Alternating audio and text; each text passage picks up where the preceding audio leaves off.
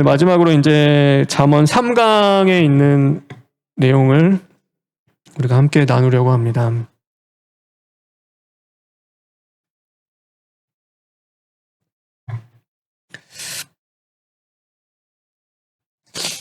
잠언 이제 마지막 3강의 내용이고요. 오늘은 이제 잠언의 여러 주제들 두 번째 시간을 갖고 그다음에 이제 마무리를 좀 지으려고 해요. 가장 먼저는요, 오늘은 이제 책임에 대한 이야기를 조금 해보려고 해요. 이 잠언에서는 책임에 대한 이야기를 이렇게 다루고 있습니다. 그래서 잠언 11장 17절에 보면 이런 말씀이 있어요. 우리 다 같이 한번 읽겠습니다.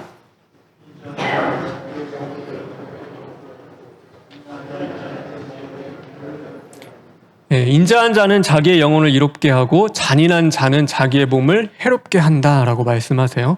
근데 이 인자라는 단어가 있어요. 이 인자라는 단어 여러분이 아실지도 모르는데 뭐라고 써 있죠?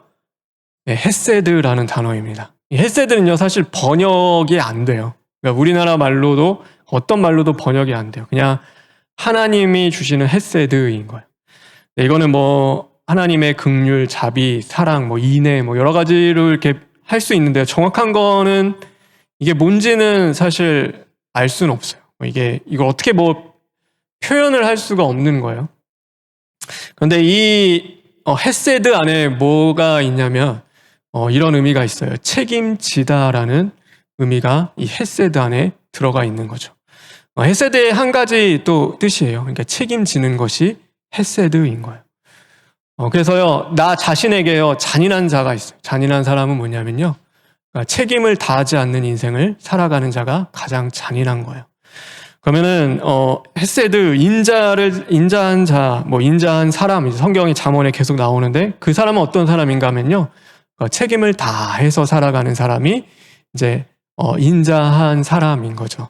그러니까 나에게 대해서 가장 인자한 사람은요, 책임을 지는 인생을 살아가는 거죠. 책임지지 않을 일 하지 않는, 뭐 어려운 거 아니에요. 책임지지 않을 일 하지 않는 거고요. 뭐 내 인생 그냥 어떻게 되겠지 하고 그냥 최선을 다하여 살아가지 않는 뭐 그런 인생을 사는 거죠. 제가 그림을 갖고 왔는데요.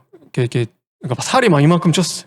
먹고 싶은 거 다 먹고 살쪄가지고 성인병이 왔어요. 그래서 막 몸이 건강이 너무 안 좋아서 제가 하나님 섬겼는데 하나님 어떻게 저한테 이럴 수가 있어요? 왜 제가 이렇게 비만이 되고 왜 이렇게 힘들고 어렵게 성인병 걸리고 이렇게 살아가야 돼요. 근데 이거 누가 이렇게 했어요? 이렇게 비만 살찌는 건요? 자신이 그렇게 한 거예요. 먹고 싶은 거 다 먹고 내가 원하는 시간대에 야식 먹지 말았는데 야식 다 먹고 몸에 안 좋은 거 다 먹고서는요. 몸은 다 살찌고서는 하나님이 언제 그렇게 먹으라고 했어요. 근데 본인이 좋아가지고 다 하고서는 나중에 가면은 왜 그렇게 했냐고 원망하죠. 책임을 지지 않는 거죠. 내가 먹을 때 이게 먹어서 어떻게 될지를 책임을 지면요. 그렇게 하면 안 되는 거겠죠. 이게 하나의 예인 거예요. 그래서 이 헤세드가 어디서 나오냐면요. 이 보아스와 룻의 이야기에서 나와요. 이게 헤세드예요. 그러니까 보아스가 룻을 책임져요. 아무도 책임 안 지려고 해요. 그러니까 기업을 물을 자가 아무도 없는 거예요. 왜 내가 저 이방 여인에게 기업을 물어야 돼? 왜 내가 대신해 줘야 돼? 근데 누가 그것을 무냐면요. 보아스가 헤세드를 베푸는 거죠. 룻에게. 그러니까 책임을 다하는 거예요. 의무를 다했어요. 그랬더니 하나님이 헤세드를 베풀어 주셨어요. 그 가문을 통하여서 다윗이 왕이 오게 되고 장차 우리를 구원하실 메시아 예수 그리스도를 보내주신 거예요. 하나님이 책임져 주셨어요. 이 보아스가 그렇게 했을 때 책임을 다하는 헤세드를 베풀 때 하나님은 그의 가문에 헤세드를 베풀어 주시는 거죠. 하나님은요, 그래서요, 인자, 헤세드 하시는 분이에요. 하나님은 예수님 그랬잖아요. 인자라고 하시잖아요. 그 언어는 헤세드예요. 그러니까 우리를 향하여서 우리의 죄에 대하여서 책임을 져 주시는 거예요. 하나님이 다 책임지셨어요. 우리를 그냥 버려두신 것이 아니라 하나님이 예수님께서 책임을 져 주신 거죠. 그렇기 때문에 우리가 구원을 받은 거예요. 내 가정에 대해서, 오늘 내 자녀에 대하여서, 내가 섬기고 있는 하나님이 나에게 주신 교회에 대하여서 헤세드 책임을 다 하는 거예요. 하나님이 주신 어떤 것이든 간에 내 마음이 안 맞고 막 힘들고 어려워서 포기하고 이제는 그냥 될 대로 되라 이제 그렇게 살아가는 것이 아니라 책임을 다하여 살아가는 거. 그게 이제 인자한 거예요. 나에 대하여서도 책임지는 거죠. 내가 오늘 한 행동과 오늘 내가 살아간 삶에 대하여서도요. 그것을 뭐 어떻게 해요? 내가 죄 지은 건데요. 그러면 하나님 앞에 또 은혜를 구하고 기도하며 그거에 대해서 회피하는 것이 아니라 책임을 지며 나아가는 거죠. 이제 그것이 성경에서 이야기하는 이제 책임에 대한 이야기예요. 그래서 인자와 연결이 되어 있죠. 잠언 20장에서 28절이 왕이 갖춰야 할 덕목 중에서 이 인자라는 것을 이야기해요. 우리 다 같이 한번 읽겠습니다.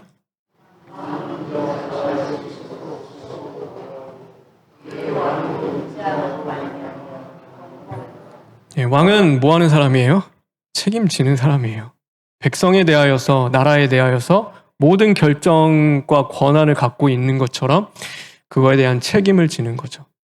그래서 그 권한을 갖고 책임지는 삶을 살아가는 거고요. 왕이도 정말로 인자 헤세드한 삶을 살아갈 때 견고한 그 삶이 될 수 있도록 해주는 거예요. 조금만 살다가 이거 내가 책임 못 질 것 같은데 그럼 다른 사람에 떠넘기고 너가 했잖아. 그리고 잘못되면은 그 왜 내가 안 했는데 나 그렇게 얘기 안 했어요. 너가 이야기한 거 아니냐고. 다 책임 전가하고 나는 거기서 싹 빠져가지고 잘못 하나도 없는 것처럼 살아가는 거 아니에요. 제가 했습니다. 제가 그거에 대한 마땅한 책임을 져야 할 한 사람 중에 하나입니다. 그러니까 이게 책임을 다하는 거죠. 그래서 우리는 그 삶을 살아가는 거죠. 하나님이 기뻐하시는 거고 그것을 지혜라고도 이야기하고 있습니다. 두 번째는 우리가 잘 알고 있는 언어에 대한 이야기인데요. 이것도 이 잠언에 계속 많이 나오고 있어요. 잠언 10장 11절에 있는 말씀 다 같이 읽겠습니다.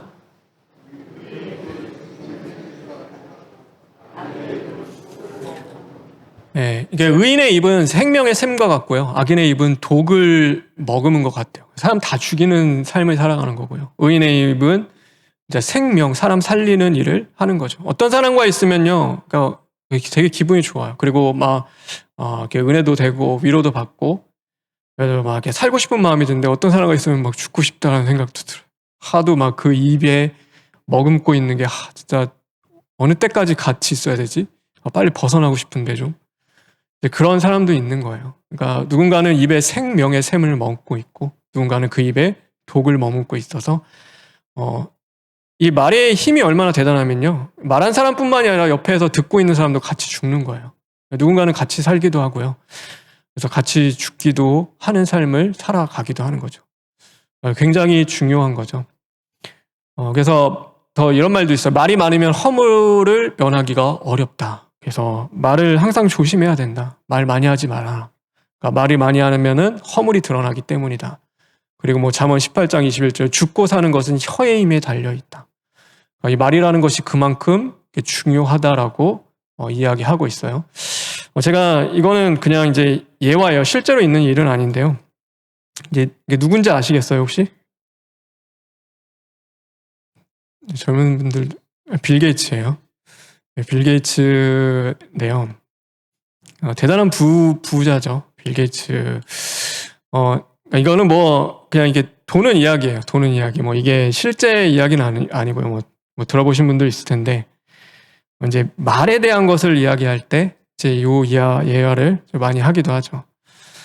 이제 어떤 아버지가요. 이제 그 자신의 아들을요. 이제 빌 게이츠 딸에게 이제 장가를 보내고 싶었어요. 그래가지고 아들에게 가서 야 내가 소개해주는 여자랑 결혼해 그랬더니 아들이 싫어요 그러는 거예요. 근데 아버지가 내가 소개해주는 여자가 빌 게이츠의 딸이야 그랬더니 아들이 그러면 좋아요 그런 거예요. 좋다고 하겠다고. 그랬더니 이제 빌 게이츠한테 갔어요. 빌 게이츠에 가서 제 아들과 결혼해 주십시오 이렇게 얘기하는 거예요. 빌 게이츠가 뜬금없죠. 안 된다고 싫다고 그랬더니 제 아들은 월드뱅크의 사장입니다. 이제 그러니까 월드뱅크는 엄청난 기업이죠. 좋다고. 그래. 그러면 이제 사위로 받아들이겠다.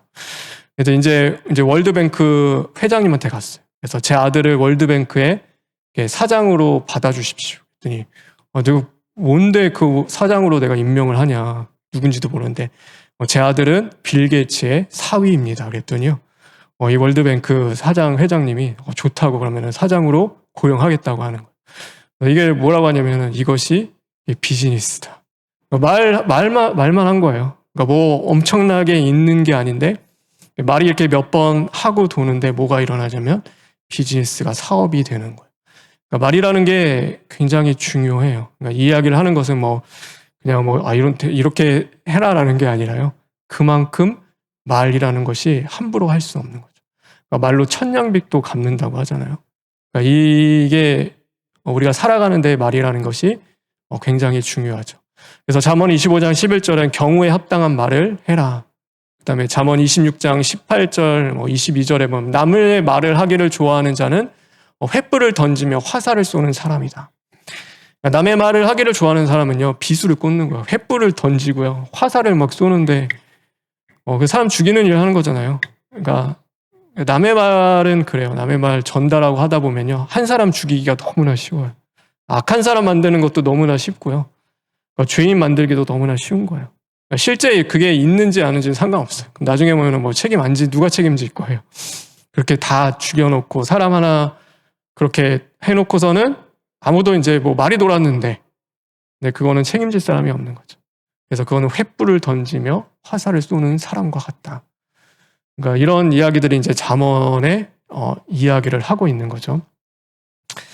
그래서 근데 사람을 살리는 언어가 보면요, 그러니까 저는 그래요. 이제 회개의 언어는 사람을 살리는 것 같아요. 다른 말은 사람 죽이는 말 맞아요. 근데 자신 발견하며 우리가 시인하고 회개하며 내가 죄인임을 이야기하고 정말 내가 그 용서를 구하는 사람 싫어할 사람이 어디 있겠어요.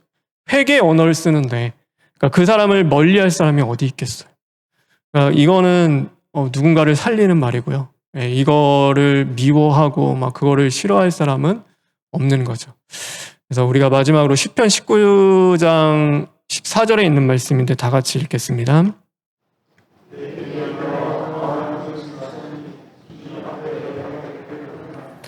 주님 앞에서 우리는 연락되기를 원하는 그 삶을 살아가는 거죠. 그래서 우리들 회개하며 하나님이 기뻐하시는 것은 회개에 합당한 열매. 그건 회개하는 자만이 나오는 거죠. 그래서 내가 회개하는 삶을 살아갈 때 회개에 합당한 열매도 나오겠죠. 그래서 그거를 살아가는 것을 하나님이 기뻐하시고 주님 앞에 연락된다. 그래서 우리는 그 삶을 살아가야 하겠죠. 이제 뭐 친구에 대한 것도 있어요. 제가 이거는 뭐 깊이 이야기는 하지 않겠어요. 왜냐하면 너무 잘 알고 계시니까요. 그래서 좀 간단하게 이야기하면요. 잠언 27장 6절에 보면은 친구의 아픈 책망은 충직으로 말미암은 것이다 라는 이 말이 있어요. 친구에게요, 진짜 친구는 그러니까 싫은 소리 해줄 수 있는 사람이 진짜 친구인 거예요. 항상 뭐 좋은 소리만 하는 것이 아니라요, 잘못된 것은 그것을 이야기해 줄 수 있고 충직하게 당연히 나를 위해서 말할 수 있는 것이 진짜 친구인 거예요. 아플 때 사랑으로 또 위로도 해줘야 되지만 잘못된 길을 걸어갈 때는요, 그를 돌이킬 수 있도록 이야기를 해주는 것이 친구인 거죠. 그래서 잠언 27장 17절에 우리가 유명한 말씀인데 우리 다 같이 한번 읽겠습니다.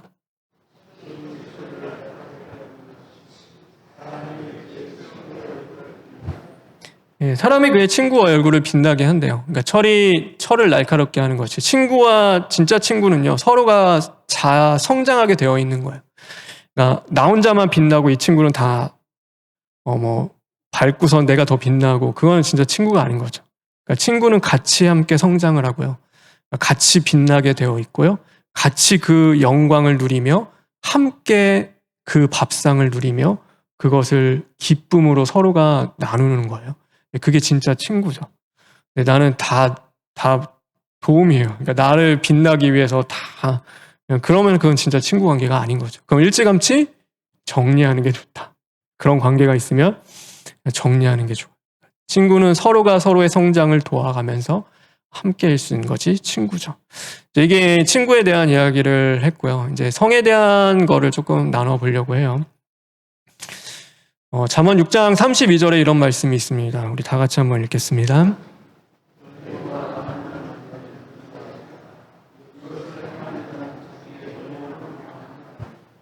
이제 음행, 간음 이런 것들에 대해서 이제 성경 잠언에서는 얘기를 하고 있어요.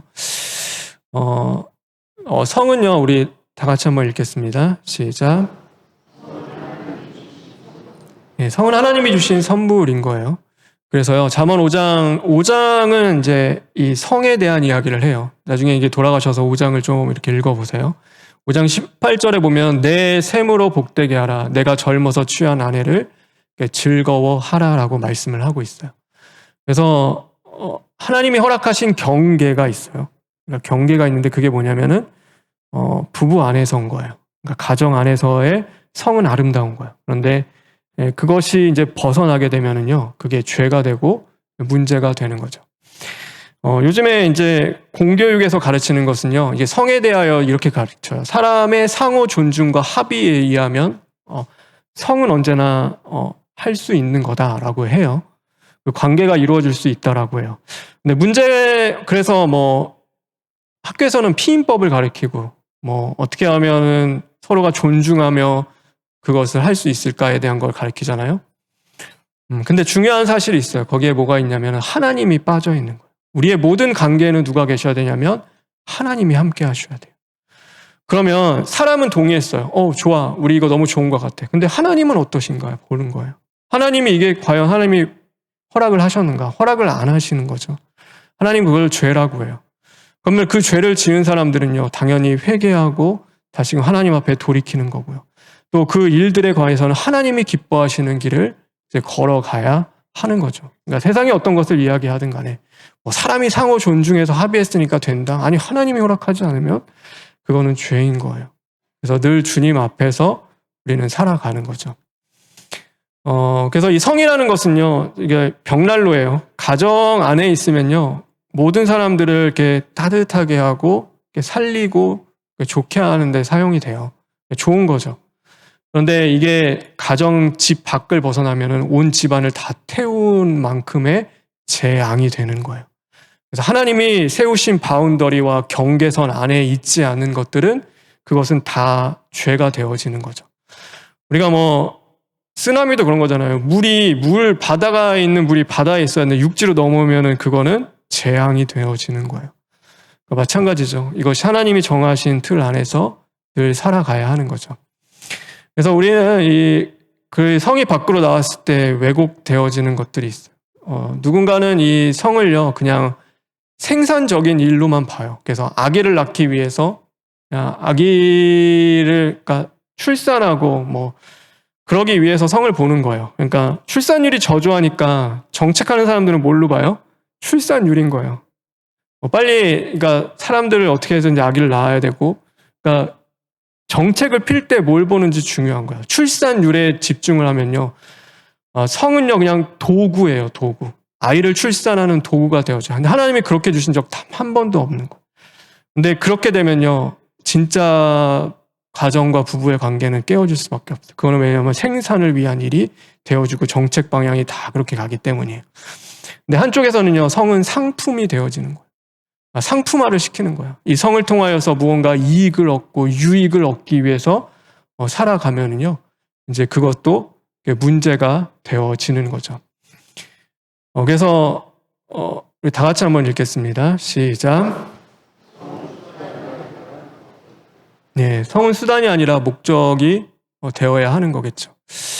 잠언 6장 26절에 있는 말씀인데요. 우리 다 같이 한번 읽겠습니다.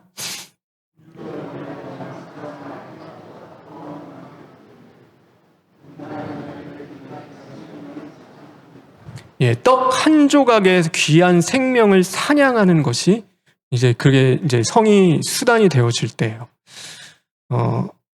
부부관계 하다가 그런 거 있잖아요. 마음에 안 들면은 이제 각방 쓰고, 그러니까 이제 따로 지내자. 그러니까 막 그렇게 하는 거 이거 그냥 예인 거예요. 그러니까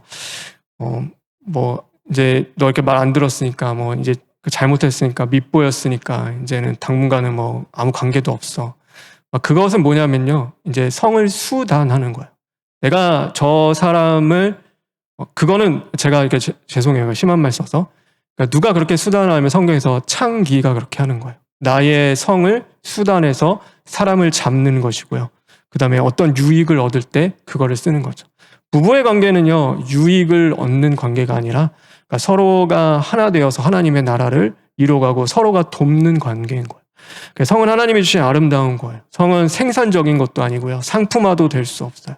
하나님이 주신 그 안에서 가장 귀한 것을 누리고 감사하며 주님의 뜻을 이루어가고 또 그것들을 통하여서 서로를 돌보고 세워나가는데 사용되어지는 것이지 하나님이 그렇게 주신 적이 없는 거죠. 그래서 이거에 잘못된 것을 가지면요, 평생 어려워질 수밖에 없어요. 근데 그런 것들이 있으면 우리가 고쳐 나가야겠죠. 그것은 목적이 돼야겠죠. 하나님이 주신 것을 주 안에서 온전히 누리며 또 그것이 생명으로 서로를 살리는 일이 되어질 수 있도록 해야 하겠죠. 오늘 여기까지가 이제 잠언의 내용들 제가 다 본 거예요. 더 많은 사실 주제들이 있긴 있는데 그것을 제가 이 잠언을 설교할 기회가 있으면 그때 설교하면서 이렇게 한 장 한 장씩 또 그렇게 나누도록 하겠습니다. 이제 마무리를 좀 하려고 해요. 우리 다 같이 한번 읽어볼까요? 시작.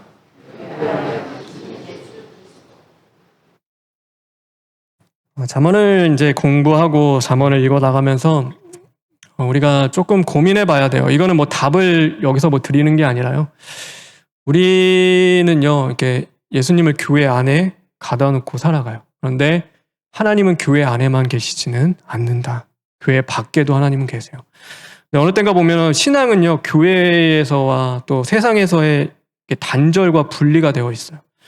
교회의 모습과요, 내가 회사에서 살아가는 모습이 달라요. 교회의 모습과요, 가정에서의 행하는 모습이 다른 거예요. 교회에서는 예수님 계세요. 예수님 만나요. 근데 교회다 예수님 이렇게 두고 가는 거예요. 두고 가고 예수님은 교회만 계시고 내 삶과 내가 살아가야 할 진짜 생활 자리에서는 예수님이 없는 것처럼 살아가는 거죠. 근데 그래서 지혜라는 것도요, 우리가 교회에서만 쓰고 그냥 신앙에서만 쓰는 것이 아니라 진짜 우리의 실생활 가운데서 하나님이 주시는 이 지혜는요, 모든 영역을 초월해서 하나님이 만드신 곳에서 우리는 사용하는 거죠. 그게 되게 우리에게는 중요하고 기도하며 고민을 해봐야 하는 일들이겠죠. 그리고 이제 마지막으로 지혜의 초대입니다. 이 잠언 8장에 보면요, 창조에 대한 사역에 대해 말씀하시고요. 그것을 이제 그리스도와 연결시켜서 보통 많이 봐요. 그래서 이렇게 말씀이 있어요. 내가 그 곁에 있어서 창조자가 되어 날마다 그의 기뻐하신 바가 되었으며 항상 그 앞에서 즐거워하였다. 이 내가 뭐냐면 지혜예요. 근데 제가 지혜는 누구시라고 얘기했죠? 지혜는 예수 그리스도, 예수님이세요. 그래서 예수님이 창조 때 항상 계셨고요. 날마다 그 기뻐하신 바가 되었고 그것을 즐거워하셨어요. 누구든지 내게 들으며 날마다 내 문 곁에서 기다리며 문설주 앞에서 기다리는 자는 복이 있나니 대저 나를 얻는 자는 생명을 얻고 여호와께 은총을 얻을 것임이니라. 이제 내가 누구냐면 지혜예요. 지혜를 들으며 지혜의 곁에서 또 지혜를 기다리는 자는 복이 있나니 지혜를 얻는 자는 생명을 얻고 여호와께 은총을 얻을 것임이라. 우리는 스스로 지혜로울 수 없죠. 이 지혜는 누구시냐면 바로 예수 그리스도이십니다. 예수님께 들으며 날마다 예수님 곁에서 예수님을 기다리는 자는 복이 있나니 대저 예수를 얻는 자는 생명을 얻고 여호와께 은총을 얻을 것임이라. 여러분 아멘이십니까? 그래서요, 예수님이 나의 지혜이십니다. 예수님을 믿는 자는 구원을 받고요, 예수님 안에서 우리는 생명을 얻는 것입니다. 예수님이 우리를 부를 때 아멘으로 순종하며 주와 동행하며 또 정말로 지혜로운 하나님 안에서 또 살아갈 수 있는 또 저와 여러분 되길 간절히 원합니다. 하나님 감사합니다. 또 부족한 자를 통하여서 잠언의 말씀을 바라보았습니다. 하나님, 저도 실패한 인생인데 누구에게 지혜를 전하겠습니까? 그러나 실패한 자를 포기하지 않고 또 구원하시는 하나님이 계심에 감사를 드립니다. 하나님, 지혜롭지 못한 우리들을 구원하시고 정말로 예수 그리스도 안에서 하나님이 기뻐하시는 삶을 살아갈 수 있도록 인도하여 주시옵소서.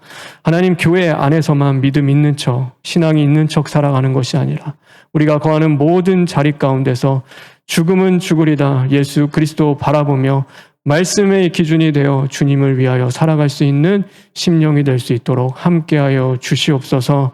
그러므로 모든 자들을 죽이는 인생이 아니라 살리는 삶을 살아가기를 원하며 예수님의 이름으로 기도합니다.